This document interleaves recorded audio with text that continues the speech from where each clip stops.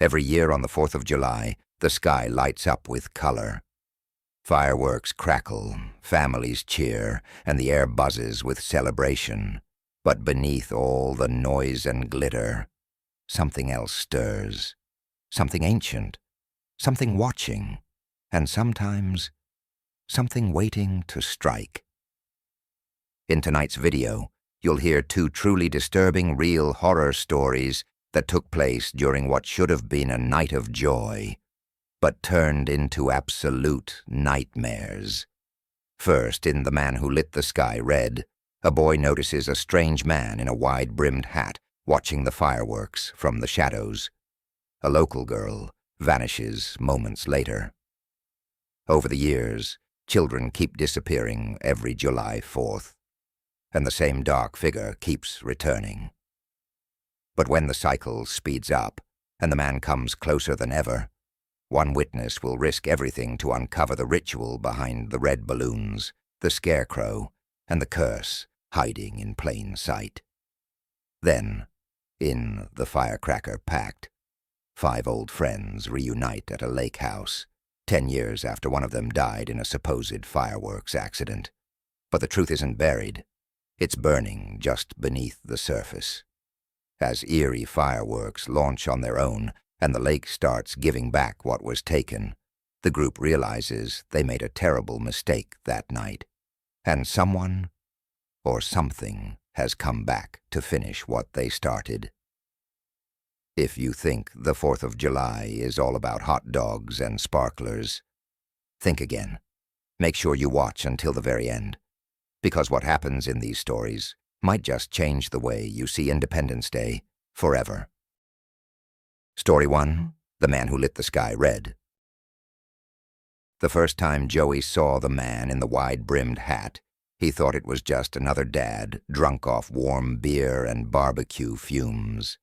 It was the 4th of July in Shell Ridge, population 1,942, and the fireworks show was the only thing that made the sleepy town feel alive for one night a year.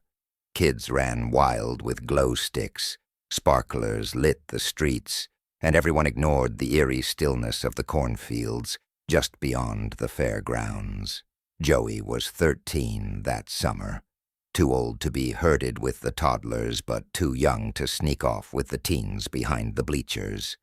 So he wandered alone, bored and a little bitter. That's when he saw him, standing at the edge of the field, just where the lights from the carnival bled into darkness. A tall figure, pale, his face half hidden beneath a wide-brimmed black hat. He didn't move, didn't talk, just watched. Joey turned to find someone else looking, too. A little girl named Annie Markham. She was holding a red balloon, even though no one was selling balloons that year. Her eyes were locked on the man in the hat. "You see him, too?" Joey asked, stepping closer. She nodded, and without a word, started walking toward the man. "Hey, wait!" Joey followed, but by the time he reached the fence, both the man and Annie were gone. The next morning, the town was buzzing. Annie Markham was missing, last seen during the fireworks show. Her parents swore she was just behind them, but she'd vanished. No one believed Joey when he said he saw her walk into the dark with a stranger. "They all go missing around this time," muttered Old Man Griggs, the gas station clerk with too many cats and too few teeth. "Always around the 4th, and it's always the ones who wander." The adults dismissed him. Griggs had been spouting crazy stories since the 80s, but Joey couldn't shake the image, the man, the hat, the red balloon. A year passed. Joey's parents tried to move on. The town tried to forget. But Joey didn't. He started researching. Old newspapers, missing children, unexplained disappearances. Every July 4th, a child had gone missing in Shell Ridge every decade since 1963, always during the fireworks. And there was always a witness who saw a man in black. No one believed Joey, so he kept it to himself. until July 4th, the next year. He had a plan. He'd bring his little cousin Drew to the fair. Bait, in a way, but only if the pattern held. Joey had a GoPro hidden in his jacket and a walkie-talkie. He made Drew promise to stay in sight. "If you see anyone in a black hat, come straight to me. Got it?" Drew nodded. The night passed slowly. Joey scanned every corner, every shadow. Nothing. Maybe he was crazy. Maybe he'd imagined it all. Then the fireworks started, and Drew was gone. Joey's heart stopped. He sprinted toward the last place he saw him, by the cotton candy booth. No sign of him. Panic rising, he scanned the dark tree line beyond the fairgrounds, and there he was. The man in the wide-brimmed hat, standing motionless, watching. But this time he turned and walked into the cornfield. Joey followed. Corn was high and thick, muffling the distant crackle of fireworks. Joey kept his camera steady, whispering Drew's name. He pushed forward, the stalks scratching his arms, until he saw it, a clearing. In the center stood an old, rotted scarecrow, and in front of it, a row of red balloons, tethered to the ground like graves, and Drew, standing in a trance, facing the scarecrow. The man was gone. Joey rushed forward, grabbed Drew's arm, and shook him hard. "Wake up, Drew." Drew blinked like he was surfacing from a deep sleep. Then the balloons popped, all at once, loud, wet bursts. Joey didn't wait. He grabbed Drew and ran. Back at the fair, no one believed him. Again. But this time, he had footage. The police took the SD card, said they'd investigate. The footage was blank, corrupted, except for the last frame, a still image of the scarecrow, now wearing a black hat, and the shadow behind it, stretching toward the camera like a reaching hand. Joey stopped talking about it after that, but he never went to another fireworks show again, until 5 years later, when another child vanished. And this time, Joey wasn't just a witness. He was the one they blamed, because this time he was holding the balloon. The town of Shellridge turned on Joey fast. The police questioned him for hours after 8-year-old Lucas Green vanished during the fireworks. Joey had been standing near him. He'd been holding a red balloon, found in his car's back seat. He swore he didn't put it there. No one believed him, not this time. He wasn't the weird kid with a theory anymore. He was the adult with a record, an obsession.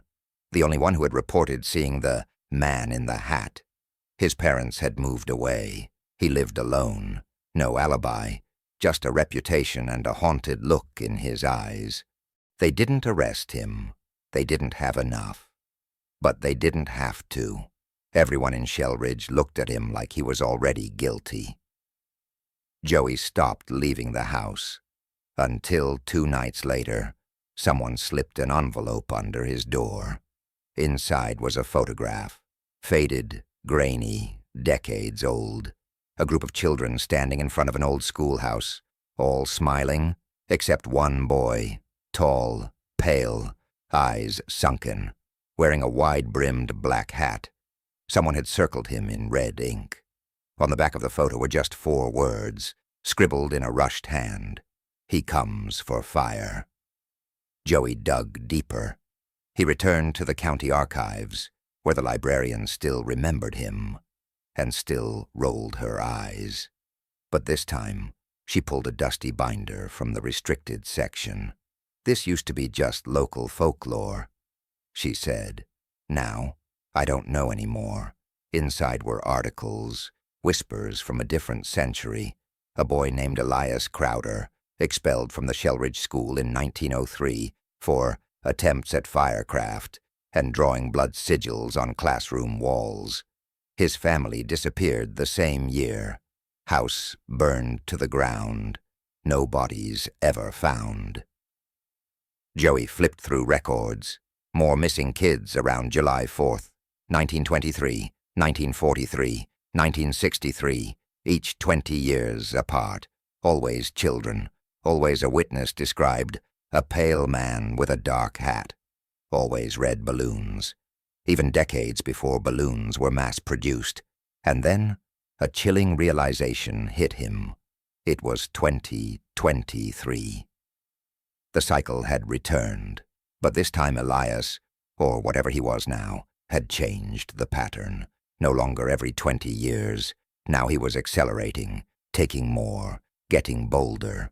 Why? They returned to the field near the fairgrounds. The corn was lower now. The clearing looked smaller than he remembered. The scarecrow was gone. But the dirt was disturbed, freshly dug. He brought a shovel. After 30 minutes of digging through layers of old, hard earth, the shovel hit wood.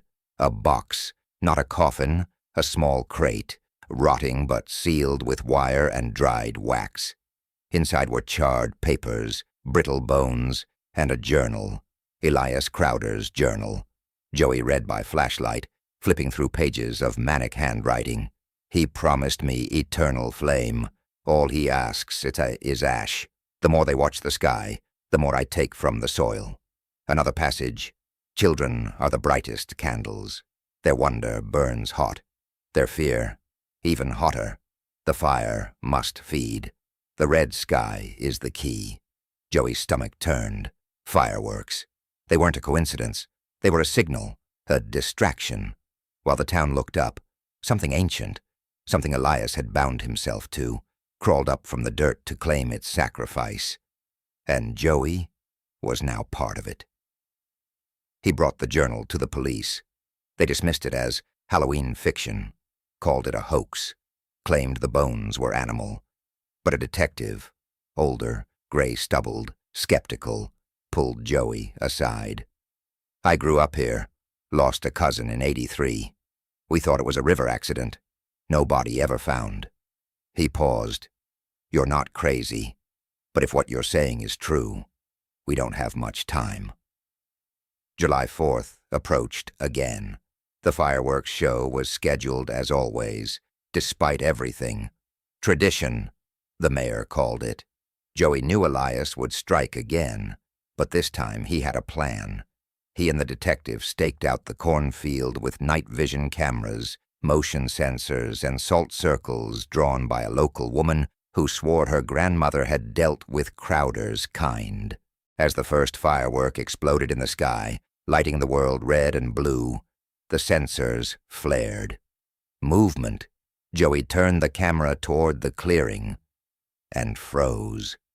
There were children, dozens, transparent, flickering like candlelight, all standing still, facing a figure emerging from the earth, cloaked in smoke, face obscured by a brimmed black hat.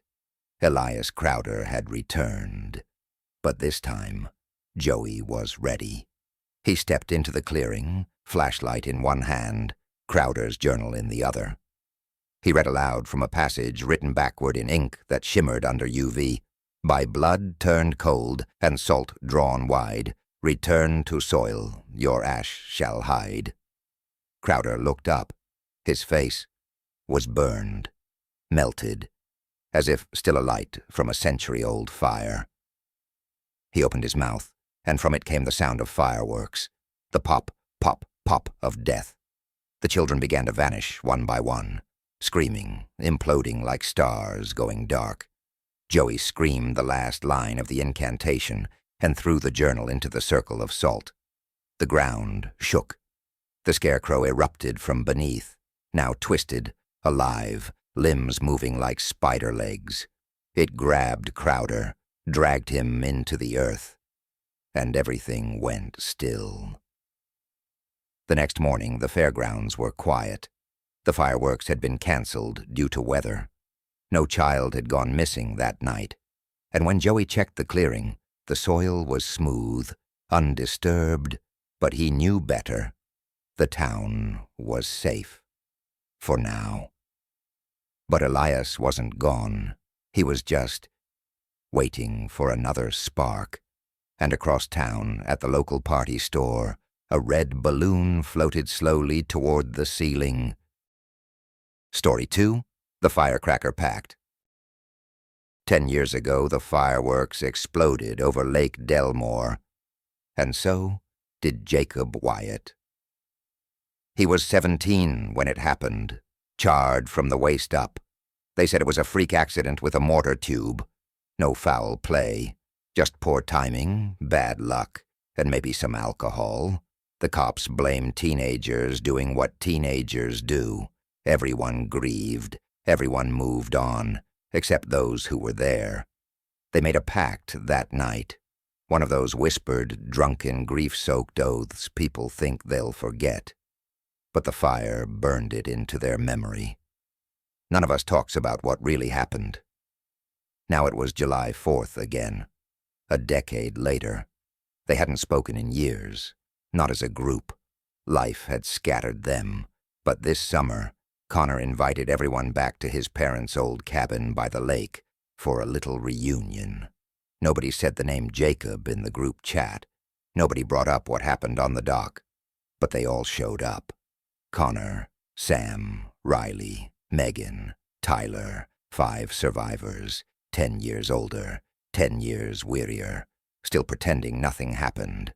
The lake hadn't changed, though. It still looked like it had swallowed something it would never return. "Feels weird being back," Megan said, brushing ash from her jeans. Someone had already started the fire pit out back. "Yeah," Riley replied, "like the lake remembers." No one laughed. Connor broke the tension.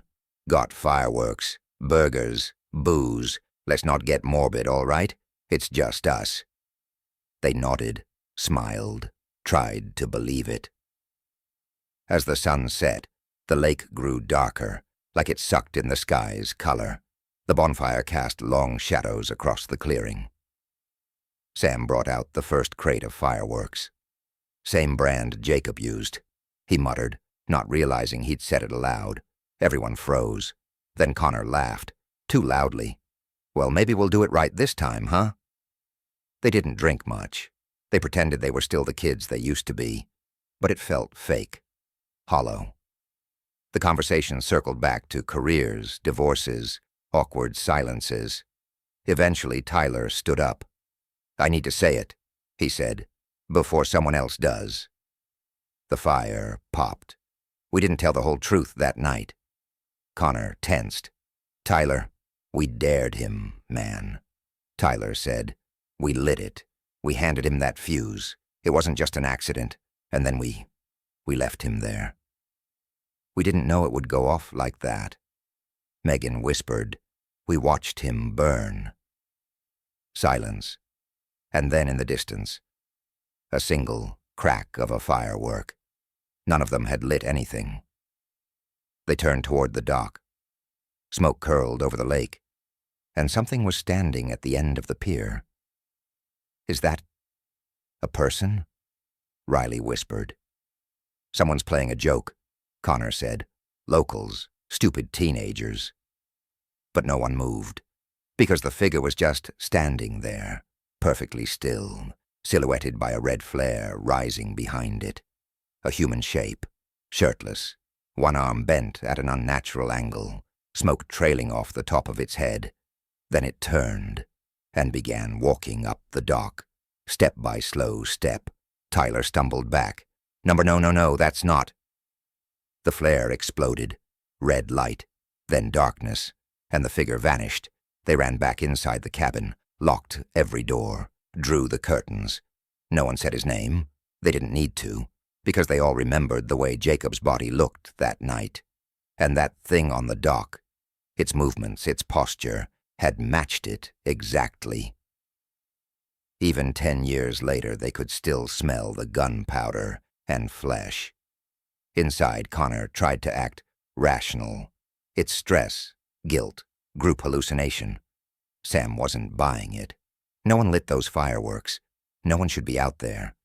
But that flare, that's the same one we used that night. The red one. The one that didn't work until it was too late. "I think someone knows," Riley said. "Someone else was there 10 years ago. Or Megan said, voice trembling. Someone came back. A loud bang.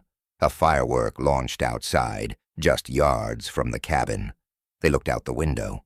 At least 24 fireworks had been arranged in a perfect circle around the fire pit. Unlit one moment, now sparking, whistling, launching skyward all at once. A ring of fire surrounded the cabin, and standing just beyond it, barely visible through the smoke, was Jacob, or something that looked like him. Eyes blackened, skin flaking like burnt paper, lips moving silently, and then one firework misfired, shot directly into the side of the cabin. Boom! The windows shattered inward. The smoke poured in like a living thing, and through the haze, someone whispered, "You promised." The cabin was choking with smoke, and the floorboards vibrated with the boom of each firework hitting the ground outside.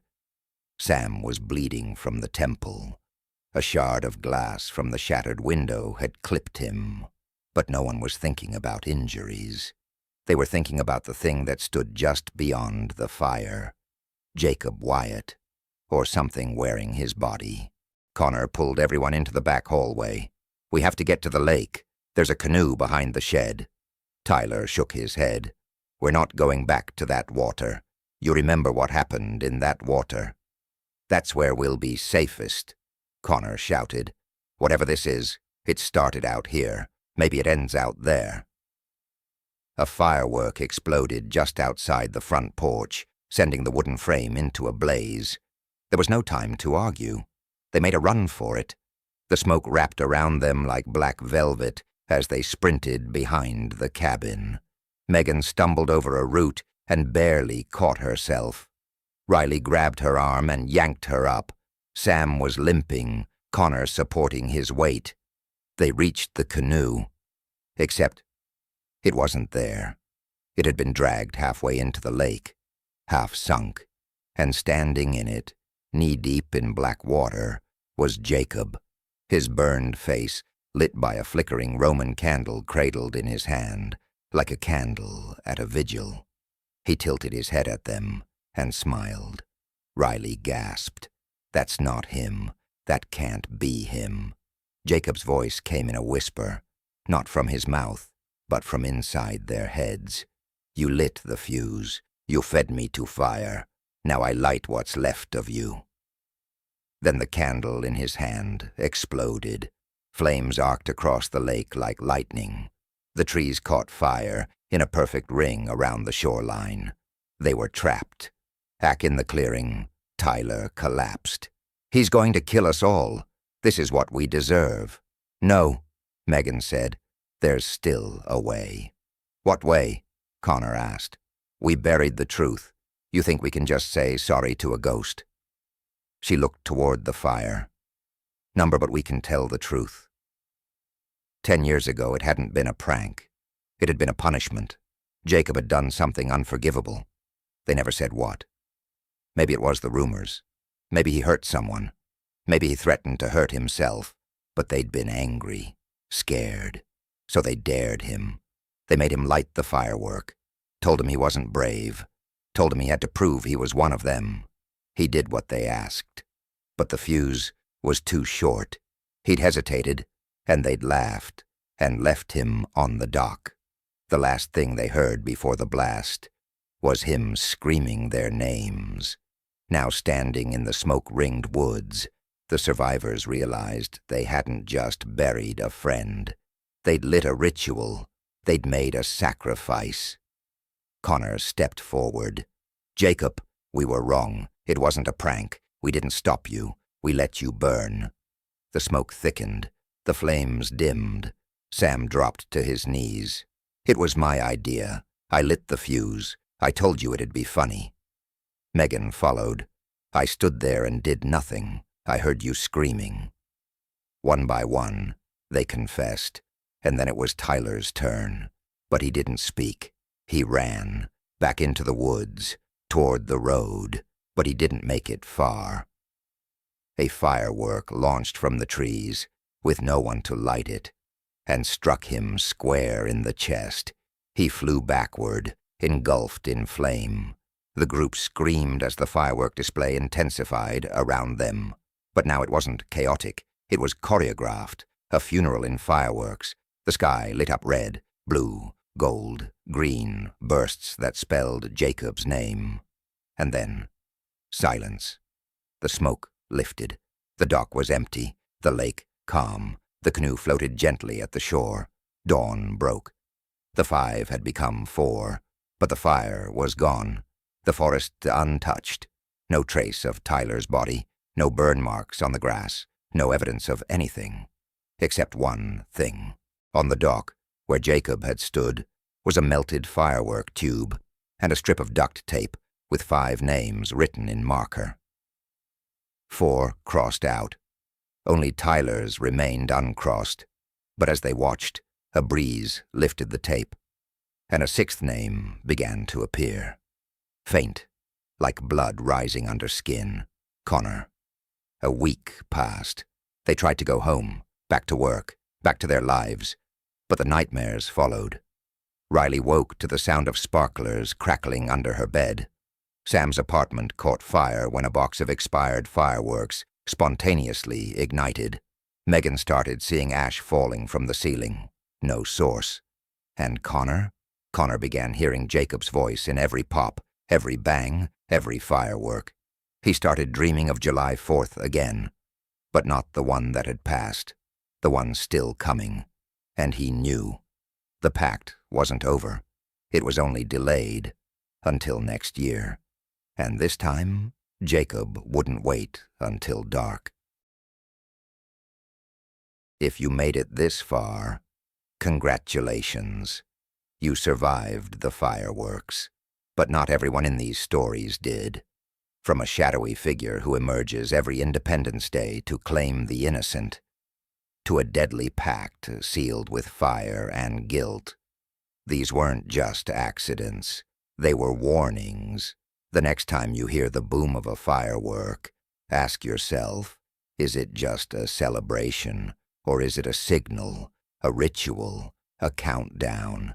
Because if there's one thing these stories taught us, it's that not everything that lights up the sky is meant to be seen, and not every ghost waits until Halloween.